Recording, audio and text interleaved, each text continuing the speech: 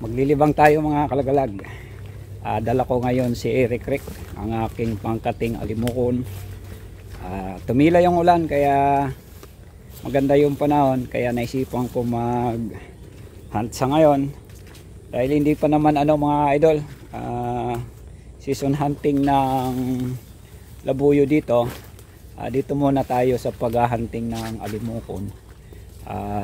Susubukan ko ulit itong si Rick Rick dahil nung nakaraang linggo ito'y nakakuha ng isa, at naghahanap nga ako ng spot para ma-set up ko to, pero wala pa ako naririnig ng mga ng alimukon, mga huni. So ang naririnig ko ay ibang klase ng bato-bato. At i-set up natin si Rick Rick na may naka-attach na camera dito sa kanyang door strap para makita natin kung paano makahuli ang dala nating door strap na ginagamit natin sa paghahunting ng alimukon. Ito na mga kalagalag, na-set up ko na yung trap natin at meron na rin tayong camera. So lalagay na lang natin to kasi meron na akong narinig doon na umuhuning alimukon, at itataas na lang natin para makuha natin ang live na pagdapo dito sa trap natin at kung paano makuha. Lalagay ko na lang tong camera mga idol, at yan, ready na. Sasabit na lang natin. Yan mga kalagalag, nire-ready ko na yung lubid na ating ibabato sa taas ng puno para nga tayo ay may masabitan at maihila natin yung door strap. May angat natin na dahan-dahan para makatrap tayo ng alimukon. Isasabit natin yan sa trap. So yan, dahan-dahan lang nating tinataas, naka-attach yung camera para kapag mayroong lumapit krik-krik ay ating makukuhanan ng actual video nga. So yan, isasabit lang natin yan, at may naririnig na akong mga alimukon. Ayan, nagsasagutan na sila. So magmadali tayo para hindi tayo makita ng alimukon kung sakali parating na sila. So yan, nakasabit na ang ating si Rick Rick. Titingnan natin mamaya mga kalagalag kung anong mangyayari, at makuhanan nga natin to ng video. So yan, medyo magalaw pa yung kulungan mga idol dahil nga sa nakabitin pa siya. So mamaya ay magiging stable na rin yan kapag hindi na magalaw si Rick Rick, at masisipat natin kung ano magiging resulta ng ating hunting adventure ngayon sa alimukon hunting. At yan iwanan muna natin siya saglit at nang tayo ay makapagtago na.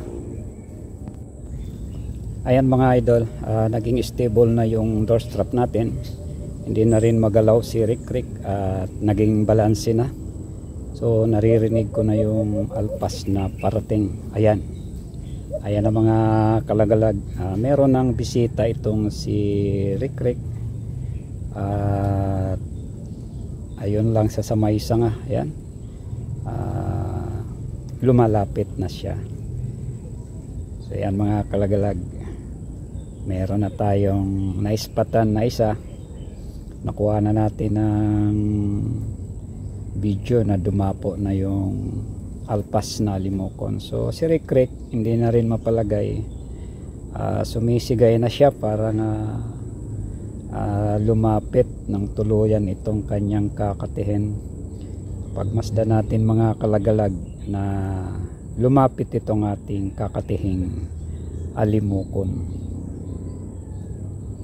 So steady lang siya mga idol, nagmamatsyag siya. Baka nakita niya yung camera natin at naninibago. So yan, palapit na siya paunti-unti. Yan ang thrill sa ganitong makita mo na nakikita mo yung isang alpas na kakati na natitingala mo sa taas ng punong kahoy ay makakaramdam ka talaga ng konting kaba, tsaka nandun yung excitement talagang na hindi natin mabibili kung saan saan. Walang presyo yung kasiyahan pag ganito, na magkaroon ka ng ganitong kasiyahan sa paghahunting. Kaya nga sabi ko, ito ay pang alis ng stress o stress reliever ang mga ganitong gawain. Kaya hito ngayon tayo sa gubat mga kalagalag,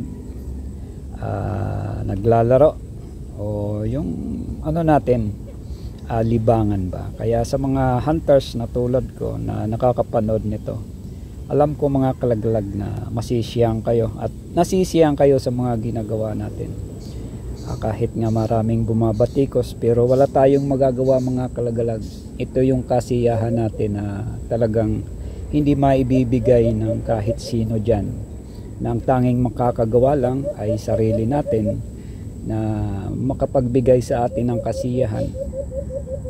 Walang lubos na kasiyahan, sobra na hindi natin makikita dyan sa lansangan, na makipag-umpukan lang ay hindi mo mararamdaman to. So yan mga idol, pagmasdan natin ang galawan ng alpas at ng ating katihanan na si Rick Rick. Ayan mga idol, naka-standby pa rin yung alpas. So yan, lumalapit na ng konti. Sinosuspense niya tayo ng masyado. Hindi siya basta-basta dumapo doon sa ating door strap. So dito siya nakaharap sa parting likod. At yan, nakikiramdam. At si Rick Rick ganon din. So sinisilip-silip niya.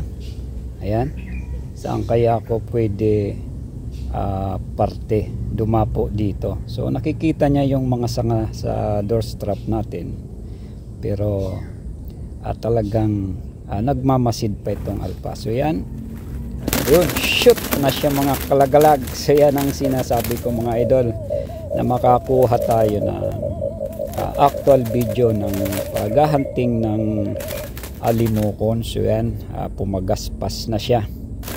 At maririnig natin na si Rick Rick nga dyan ay humuhuni pa yan.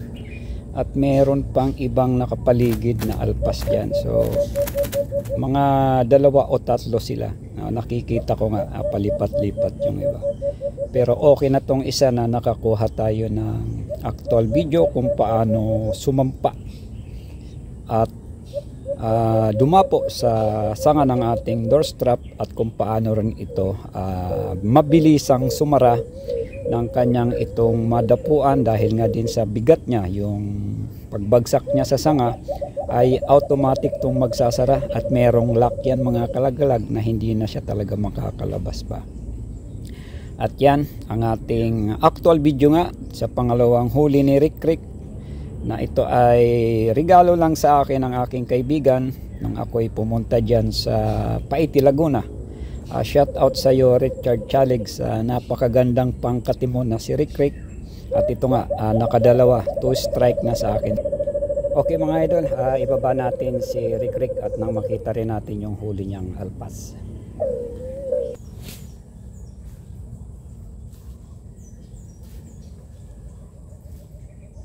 Yan mga kalagalag, naka-actual video si Rick Rick ng isang alimokon.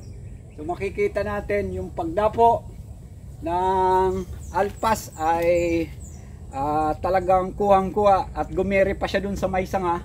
Palakad-lakad siya. Nung di siya makatiis, talagang lumapit siya kay Rick Rick, at yung pagdapo niya dun sa pinaka rooftop ng ating isang door strap ay doon na siya nakuha. Talagang pagdapo, sara yung ating kulungan. So tingnan natin mga idol, ay baba natin si Rick Rick at yung huli niyang alpas na alimokon.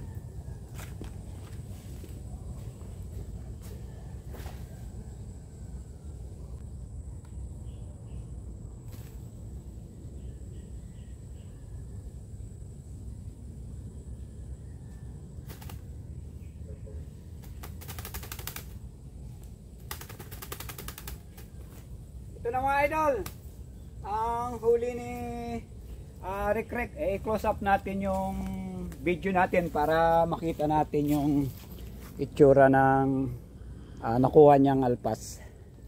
So yan mga kalagalag, ito yung ano natin, yung video natin, yung cellphone. So yan si Rick. Ayan, Rick, behave ka na, wag mo nang anuhin. So yan mga idol, yung kanyang huli. Isa lang nakita ko, dalawang magkasama to hindi ko na inano yung isa kasi yung ano natin naman mga kalagalag ay pakakawalan lamang naman natin to dahil ngayon nga ay naglilibang lang tayo dahil nung unang huli ni Rick ay pinakawalan ko rin. So ito, alalagyan ko na siya ng tag, yellow tag, para naman alam ng mga ka-hunter natin na ito ay nahuli na, at kung sakali mahuli nila ay pakawalan din. Ito ay paglilibang lang mga kalagalag para malayo tayo, makaiwas tayo sa stress. Alam nyo naman, panahon ngayon, meron tayong stress reliever tulad nitong paghuhuli ng alimukon. Kapag nakahuli tayo ay atin namang pinapakawalan. So papakawalan natin to mga kalagalag na huli ngayon ni Rick. October, anong pitsa nga ngayon? Tingnan ko lang mga kalagalag ang aking relo. October sa ano ngayon? Linggo. October 26. Okay, 26, 2025. So ito yung ating ano, strike 2 ni Rick, ang pangalawang huli niya. Si Rick mga kalagalag ay lugon na lugon yan. So yan, makita natin oh. Rick, harap ka sa camera Rick. So yan, lugon na lugon pa yan. Oh, ganda siya humuni. So yan ang ating ano, katihanan. So ito mga idol, pakakawalan natin to. Lagyan natin ng tag.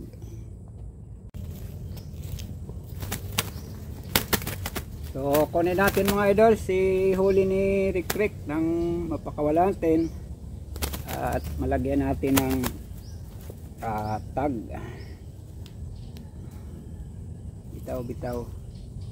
Bitaw na kay lalaya ka din. So parang bata pa to mga idol oh. So yan, ganda ng huli ni Rick. Ayan. So ito yung lalagay nating ano, tag para meron siyang palatandaan. Lagay natin sa kaliwang paa mga idol. Ayan. Ilagay ko muna tong bilog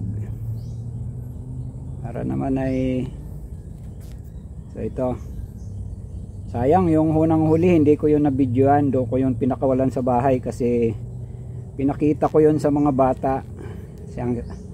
Ang saya-saya nila nung makakita ng ganong ibon.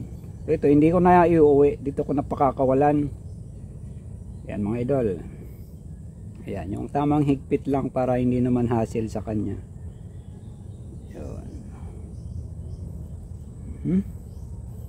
Yan mga idol, yung kanyang tag. At saka putulan natin. Meron man tayong pandalang pamputol. So Rick, goodbye na dito sa huli mo oh. Goodbye. Putulin natin mga idol nang walang sagabal sa panang ating pakakawala na alimukon. So yan mga idol, pakawala natin to. Ganda.